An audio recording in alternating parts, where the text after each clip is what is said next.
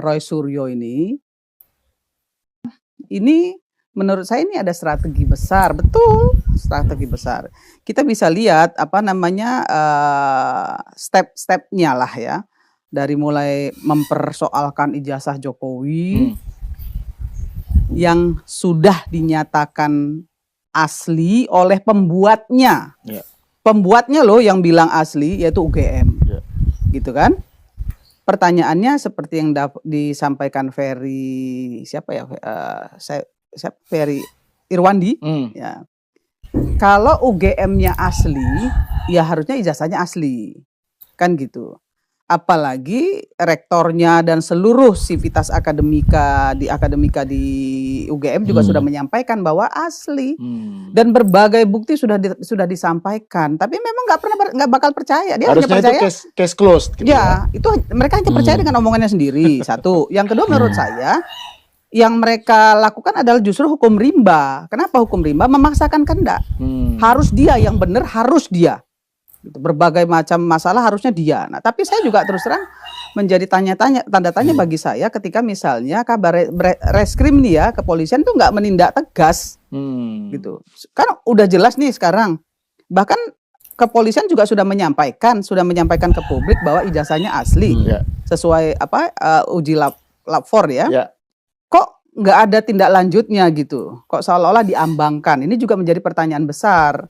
Dan ini kan harus dijawab juga oleh kepolisian gitu. Jangan sampai kemudian masyarakat malah menilai nih polisi ini kerja apa enggak sih sebenarnya kan gitu. Nah, ini kan juga dipertanyakan publik, Mas gitu. Nah, setelah ini masih belum beres nih, ada lagi sekarang ke Gibran. Gitu ya. Nah, ini menurut saya sebetulnya tujuan utamanya adalah ini ada oknum yang sebenarnya ingin menggantikan Gibran cepat-cepat. Menggantikan posisi Gibran, kemungkinan loh ya. Dan yang kedua, oknum-oknum ini takut nanti di 2029 mereka dikalahkan oleh Gibran. Gitu. Nah, kalau memang Gibran ini dianggap anak ingusan, yang nggak becus kerja dan lain sebagainya, kok takut? Pertanyaannya kan itu, nggak perlu ditakutin harusnya. Mungkin karena kepuasan publik terhadap Pak Jokowi ini masih tinggi, masih di atas 70%. Sehingga banyak orang sebenarnya juga yang worry. Ya, worry terus terang itu pastilah. Ya. Nah, itu yang pertama. Nah, yang kedua, ini kan seolah-olah mohon maaf gitu ya, dijadiin pekerjaan gitu. Ya kan? Iya, betul. Masa iya sih setiap hari, setiap detik, setiap menit ngomongin itu, emang nggak kerja yang lain apa kan gitu? Pertanyaan netizen nih ya, emang nggak kerja yang lain apa gitu? Di TikTok saya itu orang nanyain, Bu apa namanya Uni Irma tanyain dong, emang mereka nggak punya kerjaan ya selain itu gitu? Kan itu jadi apa bahan olok-olok gitu ya. Itu juga menurut saya jadi nggak bagus juga sih sebenarnya gitu ya. Emangnya nggak ada kerjaan lain apa? Nggak cari uang, nggak cari nafkah apa gitu? Nggak cari pekerjaan apa? Emang gimana sih mereka bisa menafkahi dirinya gitu? Kok setiap detik, setiap menit yang diurus itu doang gitu? Emang nggak punya pekerjaan lain gitu? Itu kan sebuah pertanyaan yang harusnya dijawab dengan bijak gitu. Tapi ya memang saya melihat ini udah nggak sehat. Jadi politik kita hari ini terus terang nggak sehat kalau di mata saya gitu. Makanya terus terang saya males datang lagi ke media-media yang menurut saya itu tidak konstruktif gitu ya. Nggak elegan lah gitu ya. Saya males, terus terang saya males datang ke media-media seperti itu gitu. Karena menurut saya seperti yang kemarin disampaikan oleh Prof. Hermawan Sulistyo itu, yang kemarin bicara bahwa ini kok begini gitu kan. Harusnya itu kan memberi edukasi kan, pencerahan gitu, nggak harus kita harus saling tubruk-menubruk, tabrak-menabrak gitu kan, saling caci maki kan, bukan itu isinya. Perdebatan-perdebatan itu harusnya konstruktif yang kemudian melahirkan satu solusi, kan itu sebetulnya yang namanya perdebatan ya kan. Tapi kan enggak. Orang dibiarkan berantem, dibiarkan caci maki, dibiarkan saling hujat-menghujat, menurut saya itu udah nggak sehat. Untuk apa kita datang di media-media yang nggak sehat? Bahkan ada yang menulis bilang begini, di framing bahwa masa publik dan masyarakat tidak percaya dengan Pak Jokowi karena dia seorang pembohong. Karena dia orang pembohong dan merusak ya sendi-sendi kebangsaan. Terus saya bilang, apa yang dirusak? Nggak terlibat BLBI, nggak terlibat senturi, nggak menjual Indosat istilahnya ya. Itu yang diributin sama netizen kan itu. Ini saya mengutip netizen loh ya. Nggak menjual, misalnya nggak terjadi korupsi-korupsi besar yang memang kemudian itu bisa dikonotasikan dia melakukan tindakan korupsi misalnya seperti itu. Bahkan dia mengembalikan Freeport, saham mayoritas Freeport, ya kan? Kemudian yang paling sekali dirasakan oleh masyarakat ketika misalnya jalan tol itu menjadi ada di seluruh Indonesia. Ada yang bilang jalan tol nggak bisa kami makan. Ya nggak bisa, emang jalan tol nggak bisa dimakan, tapi bisa membuat mereka mencari makan. Kan itu sebenarnya. Saya main ke IKN. Sampai di sana saya lihat ternyata IKN itu luar biasa, masih terus dibangun dan bagus.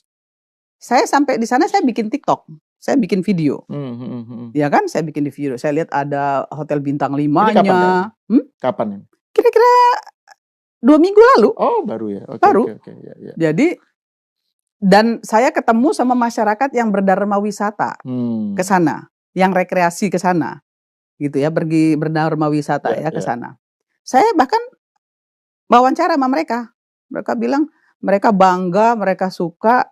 Dan saya tanya, kalian lihat sendiri kan dengan mata kepala, ada nggak yang mangkrak? Karena ini banyak nih oknum-oknum yang pengen IKN mangkrak, saya bilang. Pengen IKN mangkrak, saya bilang. Wah, kita nggak setuju IKN mangkrak, orang ini dibangun. Itu lihat banyak yang lagi bangun semua. Lagi dibangun kan, Bu? Itu kita udah dari ujung ke ujung kita udah jalan gitu. Terus saya bilang, kecelek kan yang pengen mangkrak, saya bilang kan, malu ya. Saya bilang, nih saya lihat ini semuanya nih. Saya jalan dari ujung ke ujung untuk memperlihatkan IKN, misalnya seperti itu. Jadi saya nggak ngerti, sebuah legacy yang ditinggalkan Jokowi yang begitu bagus untuk Indonesia Timur, khususnya Kalimantan, itu kok nggak setuju gitu. Emang duitmu gitu, kan ini duit rakyat, yang juga bisa dipertanggungjawabkan. Emangnya ketika itu dibangun, emangnya uangnya untuk Jokowi? Emangnya bangunan itu nanti untuk Jokowi? Kan enggak. Untuk rakyat Indonesia, untuk bangsa Indonesia loh. Kenapa kok sebegitu sebegitu sakitnya gitu sampai kemudian legacy yang ditinggalkan bagus pun dibilang jelek gitu. Dan harus mangkrak gitu loh. Harus loh Mas Hal. Iya, pokoknya dibikin supaya itu bisa menjadi batu sandungan buat Jokowi gitu. Pokoknya tujuannya kan itu. Karena sudah kelewatan, ya kan? Sudah membunuh karakter ya, yang sudah menurut saya juga udah sebagai manusia kayaknya udah nggak pantas lah itu dilakukan gitu loh. Itu saya sedih aja Mas ngelihatnya. Saya bukan mau membela mati-matian, enggak juga sih. Kalau nggak benar pasti saya bilang nggak benar. Bahkan saya bilang memang Pak Jokowi nggak semuanya benar, pasti ada salahnya. Nggak ada manusia yang selalu benar, nggak ada. Orang kayak Trump, kayak semua presiden kan juga pasti ada positif, ada negatifnya. Ya semua presiden di dunia pasti nggak mungkin ada selalu benar gitu ya. Karena kan ditopang oleh orang-orang di sekelilingnya, dan orang-orang di sekelilingnya itu belum tentu juga benar gitu. Nah ini yang saya pikir harus membuka pikiran masyarakat gitu ya untuk bisa memahami gitu. Ini orang-orang yang selalu bikin heboh, bikin ribut ya. Ini sudahlah gitu, nggak usah dikasih panggung lagi lah ya, baik oleh masyarakat maupun media. Harusnya media stop lah gitu ya. Kalau mau cari makan ya jangan gitu-gitu amat kali gitu loh ya. Yang konstruktif lah sedikit, yang elegan gitu. Jangan, ini masyarakat udah bosen loh Mas. Terus-terusan bicarain ijazah itu udah bosen. Tapi saya memang agak-agak aneh sih ngelihat situasi ini gitu ya. Kenapa kok cuman Gibran Jokowi itu ya yang kayaknya dioprak-oprak gitu. Jadi nggak pernah atau jarang sekali mengarahkan serangannya ke Pak Prabowo gitu. Nggak berani.